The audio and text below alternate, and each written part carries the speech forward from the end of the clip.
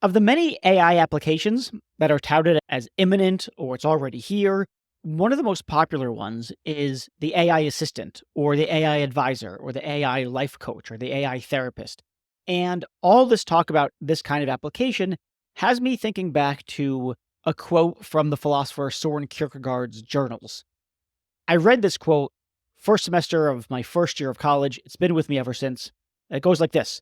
Quote, "There are many people who reach their conclusions about life like schoolboys. They cheat their master by copying the answer out of a book without having worked the sum out for themselves." End quote.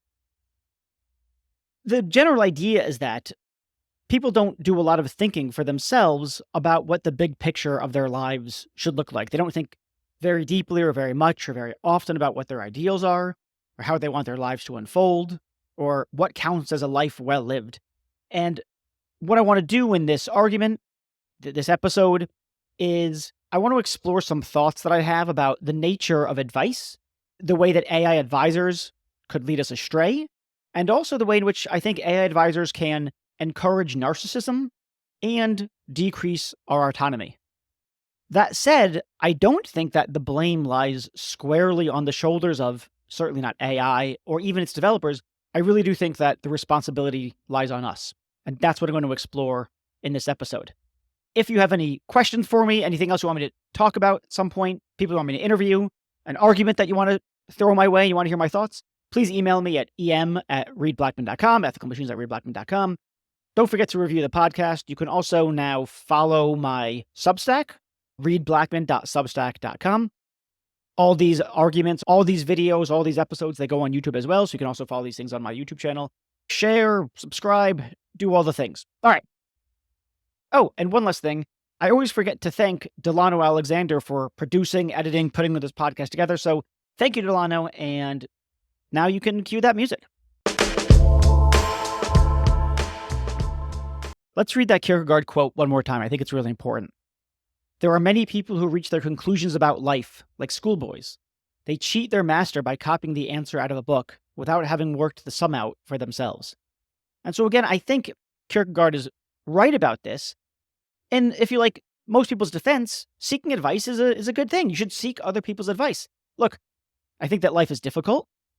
And here I'm not just talking about grief from the loss of a loved one, or being disappointed or frustrated, or even filled with slight terror at not having gotten that job. But it's difficult because of the continuous effort involved in figuring out how best to steer your life, whatever comes your way. And given our limited experience, knowledge, and wisdom, it's wise to consult people who have experience, knowledge, and wisdom that covers domains that's different than ours. That said, there are good and bad advisors. And, crucially, there are good and bad advisees. And so what I want to do next is I want to paint you a picture of what I think a good advisor-advisee relationship looks like. And then I want to highlight 3 ways we can fall short of that ideal. And then I'll turn to why I think the proliferation and ubiquity of AI advisors will drag people further from that ideal. Okay, so let's first talk about that ideal advisor-advisee relationship, or at least what constitutes an ideal advisor and an ideal advisee. And I want to put fact-finding to the side, asking about, hey, what are the facts about this job or this role, or what's it like over there? What's the population? I don't care about the facts. Fact-finding is not advice-seeking, or at least it's not the core of what I consider advice-seeking. Advice-seeking is an attempt to learn what you can so that you can figure out what to do. But it's the figuring out that's the hard part. And this is especially true when the facts are unknown. Here are some questions that might arise in the context of trying to figure out what to do. So for instance, will I enjoy it? Will this get me what I want? Will I regret this decision? Will I find the work fulfilling? Will I be able to balance my career or my passions with having a child or a second child? What kind of relationship do I want to cultivate with this person? Should I walk away from this friendship? Do they deserve another chance? Should I let their jealousy bother me so much? And so on. These questions might result from a variety of sources, and in some instances, it's an absence of self-knowledge. You just don't know certain facts about yourself. But in other what I think are more profound cases, it's that one's self or personality is as yet unsettled, and these decisions are the ones that will shape or form that self. So deliberating about whether to have a child, for instance, is not only a kind of pleasure, pain, fulfillment calculus, but it's also an attempt to figure out how you want your life to unfold or what sort of life you want it to be. you want it to be the life of a caregiver and a parent, maybe the life of a solitary, even if not lonely, nomadic adventurer, or somewhat more blandly, but still significant, you want to live the life of a doctor or the life of a researcher or the life of someone living in a relaxed countryside or the frenetic city.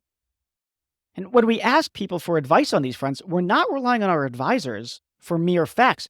We're asking them sort of two things. Number one, given what you know about me in particular, and how I feel about things, how I react to things, what you see me taking joy in, where my insecurities and fears and anxieties prevent me from doing what I really want to do. And two, given what you know about life, given your experiences, your insights and perspective, what do you think about my options? But crucially, at the end of the day, it's up to you to decide. That's at least in part what autonomy consists in. If you're a good advice taker, you take what they have to say, along with everything else you know and think and feel, and you weigh those pros and cons, the values and disvalues, the risks and rewards, and then you decide for yourself. Again, this is what I think it is to act autonomously or self-directed. This is you steering the ship. Or to use Kierkegaard's phrase, this is you working out the sum for yourself, even if it isn't by yourself. Now, I should say, of course, one last thing about the sort of ideal advisee relationship. We also require things of our advisors. The advisor, aside from needing the knowledge and experience and wisdom pertaining to whatever it is you're seeking advice on, they also have to have your best interests at heart. They have to give advice that they think would make you happy or fulfilled or flourish. They need to be motivated in the right kind of way to be good advisors. So we've got two things here. We've got the advisee who needs to listen to what the advisor has to say and take it into consideration, but do the deliberating themselves. And on the advisor side, they need to be motivated in the right kind of way. They have to have a good will or a will that's oriented towards your flourishing, your happiness. Now, once you see that this is what a decent advisor-advisee relationship looks like, and I'm not saying this is all the details that there is to offer on what a good advisor and advisee is, but it gives us enough of a grip on what that relationship looks like, what it is to be a good advisee and a good advisor, to see at least three ways that things can go sideways here, three ways of falling short of that ideal. And again, I'm bringing up these three ways because I want to explain why I think the ubiquity of AI advisors is going to make things more likely to go sideways. I want to talk about three kinds of people, three kinds of characters. I don't mean to say that someone either is or is not one of these kinds of people. They throw into relief a certain way of being in that advisor relationship. I think that lots of people, probably all of us, can, if you like, be these characters from one moment or another. But I'm going to characterize them as characters because I think it's easier to see what I'm talking about then. So here's the first one. The first one is the deferrer, the person that I'm calling the deferrer. In this context, I want you to think about a person who seeks advice because they don't trust themselves to make the decisions themselves. They're too insecure. It's too much responsibility for them. They're anxious about making the quote-unquote wrong choice. And you could picture them asking earnestly with a furrowed brow, what do you think I should do? And the thing about the deferrer is that they're not really looking for mere guidance. They're looking for instructions. They're looking for a command. They're looking for an authority to issue edicts. And in doing that, what they're really attempting to do is absolve themselves of the responsibility of choice. They're attempting to forfeit their autonomy or to put the steering wheel in somebody else's hands. Freedom just doesn't fit their psychological temperament. So that's the deferrer. They don't want to make the decision. They want somebody else to make the decision about how to live because they feel like autonomy is just too much for them. Then there's what I call the faux advisee. So the faux advisee it's this person who asks for advice, but they're not really asking for advice. What they're really looking for is something like approval or validation of the choice they've already made. Or they might just be looking for another opportunity to talk about themselves, to make themselves the topic of conversation. For them, advice seeking, it's not an attempt to let go of autonomy. It's really a form of narcissism. So that's what I characterize as the faux advisee. Lastly, there's what I call the questionable advisor.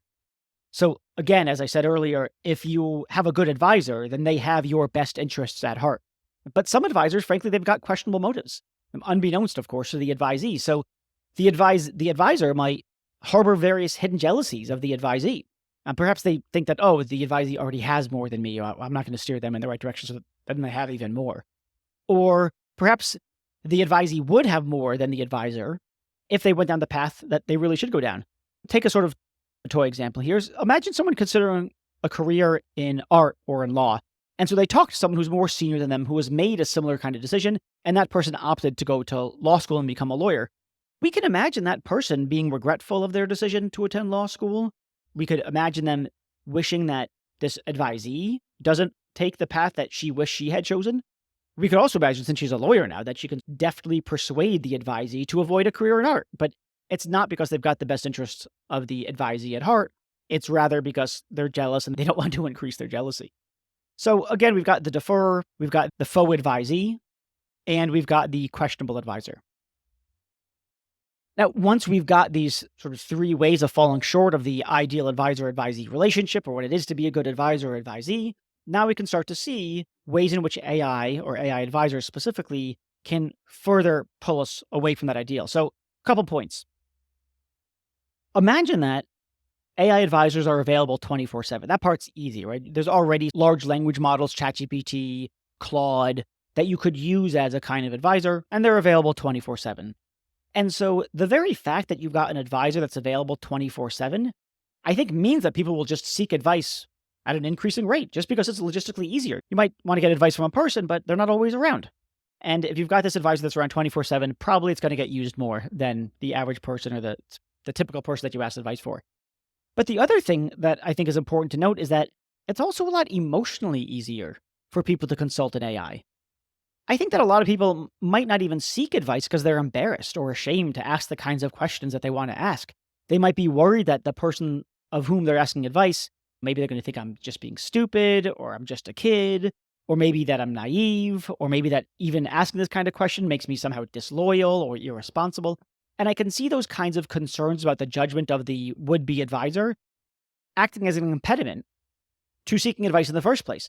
But if we're talking about AI advisors, then those emotional impediments don't exist. And so again, when you get the fact that it's logistically easier because it's available 24/7 and it's emotionally easier, I think that we'll see a big uptick in people consulting AI for advice.